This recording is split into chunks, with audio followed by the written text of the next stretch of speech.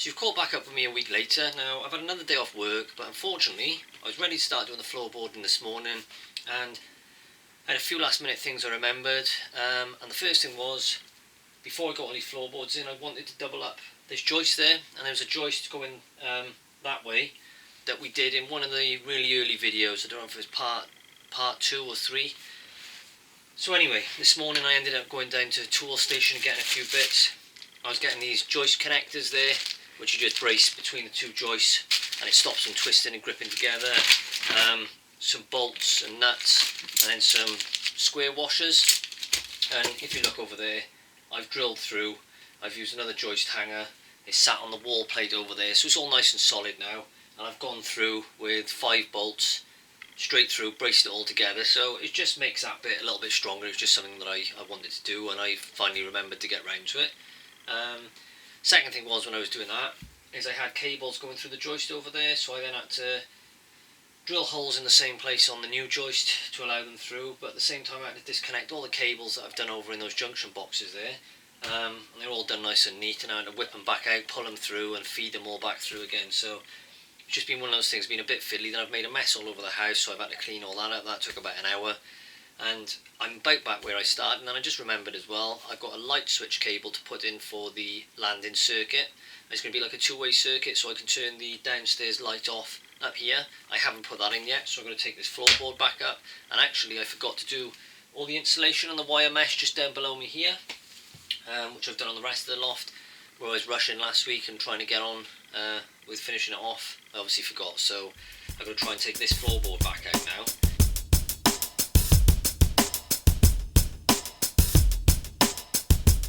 So that really is testing on how strong these boards are, because I was just using a block of wood.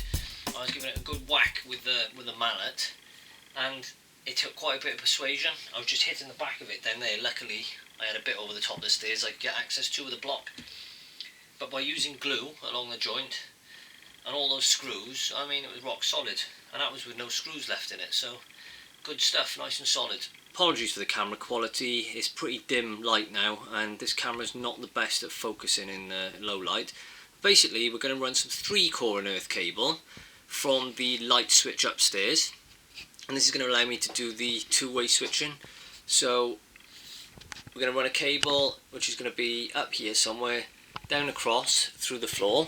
Then as you come down here, you can see my ceiling downstairs.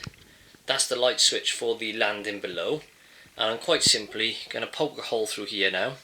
I'm going to leave a coil of 3-core and earth just wrapped up here, and eventually I can chase this wall, and I'm going to put a separate switch next to that one by there with the 3-core and earth, so I'll just have a light switch there which will allow me to turn on the light back up here on the landing, and then obviously when I get to the top I'll have the second switch so I can turn the light back off when I go into the room.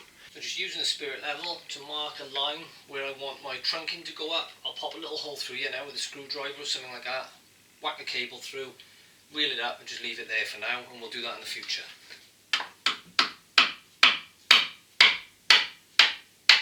So I'm not sure how clear that is for you, but there's the head of the screwdriver, so now I can pop a little hole through there with a drill or something like that, wedge the cable down and off we go.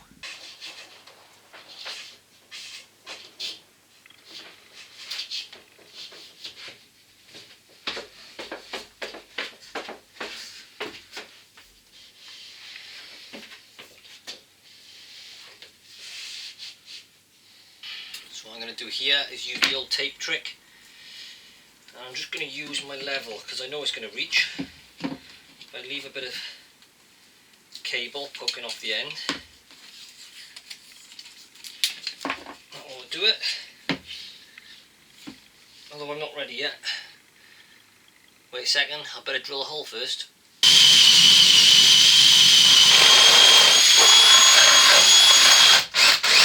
So let's try again. Unwrap that. Pop this through the hole.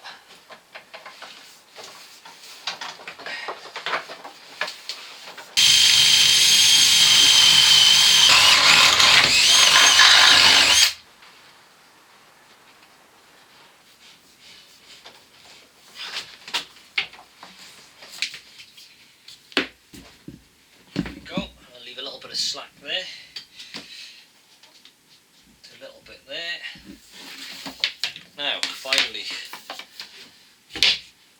for the trick I said I'd show you with the tape.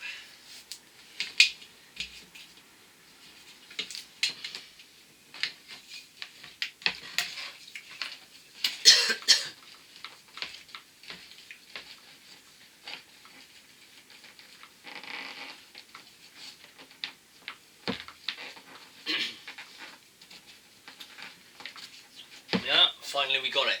And by leaving that tape loose, there we go. I've just slid it around the spirit level. Excuse me. And then I'll just feed this through on the other end. So now I've got my 3-core earth cable coming through the same hole as my twin and earth. And like I said earlier, this one is basically a normal cable if you just wanted a single one-way light switch.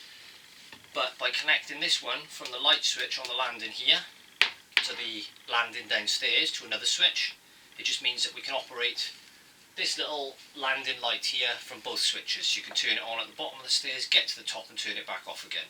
So now I've done the cable, I'm going to put some wire mesh on here, fill it with insulation and put the floorboards back on.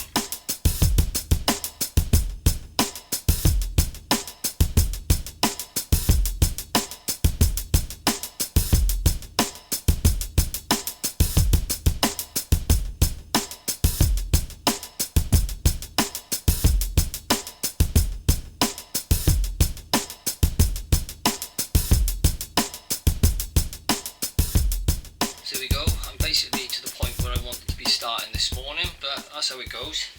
Like I said earlier, the joists in, we've now got the wire mesh in, the insulation.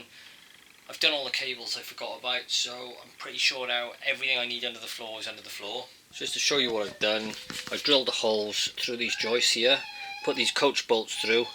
We use some joist connectors in the middle, squeeze those up tight by using a spanner, and you can just see them sticking through there. I used a square washer. We used a nut, and then you can see the bolt just sticking out the back. Like I said, when you tighten them up, I used a ratchet spanner. You obviously squeeze them as tight together as possible, and then those spikes on the joist connector, the spikes just grip together and stick in the joist, and it stops any twisting or movement. So it's a new day, I'm back, and what I've got to do first of all is just drill a quick hole here to pull my cables through and up, because this is going to be a stud wall, and once we've done that we can get on with fitting the rest of the floorboards.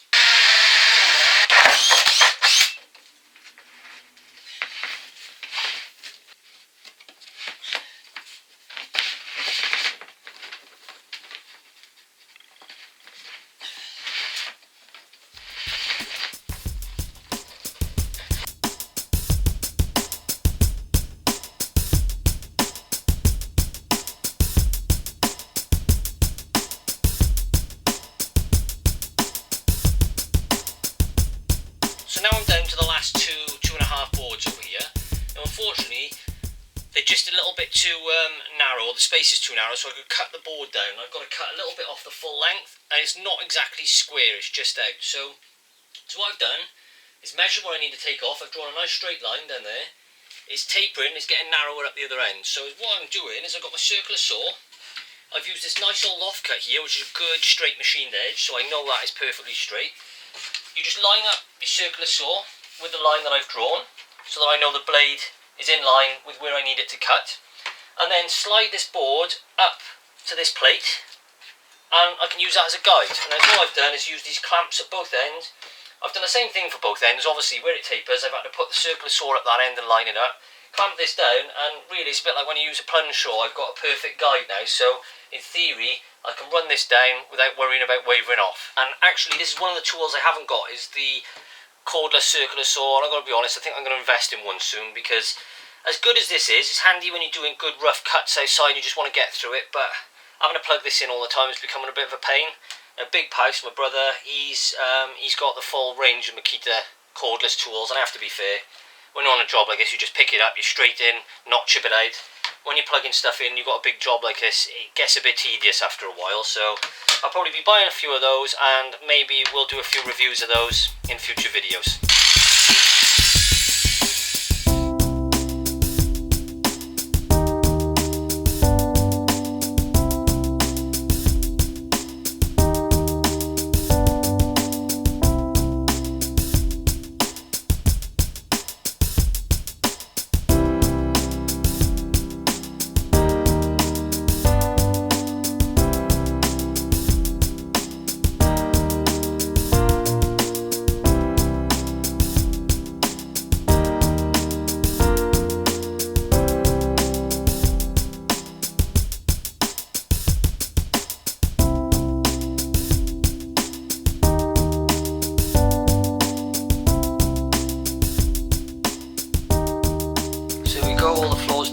managed to have a tidy up as well, so it's all looking good now. Now it's cleaned up, we've got a nice work area I can use as a bit of a workshop again, because for a long while it just starts to get on top of you a bit, you know, all the mess up here, but you need all the tools out to do the job. So anyway, there we go, tools over there. You can see I've done a little end bit there. That's not actually going to be in the loft, that's going to be like a little shelf outside that I can either turn into a cupboard or just put something on it, whatever. You can see we've done all the way along here, a few fiddly bits there in the corner. Didn't film that little thin section there. I had to screw a batten basically onto one of the joists, and I had to do the same over here. It's that little thin slither inside the chimney.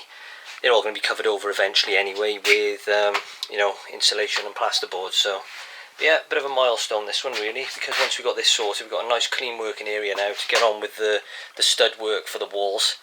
And what I might do is just put a little bit of those in up on the ceiling first, maybe on the floor, and then do my plasterboarding. I'm a bit reluctant to fill the gap up with all the vertical and horizontal studs, because I kind of like the idea of having this gap through there to get things through until I'm finished. But if I can get the plasterboard on, I know exactly where the walls are going. I can sort of fill in the gaps later. You find it really useful there, standing on the stairs, just using that as a shelf for your tools in and out. So yeah, I'll have to play that one by ear. Anyway, see you again soon.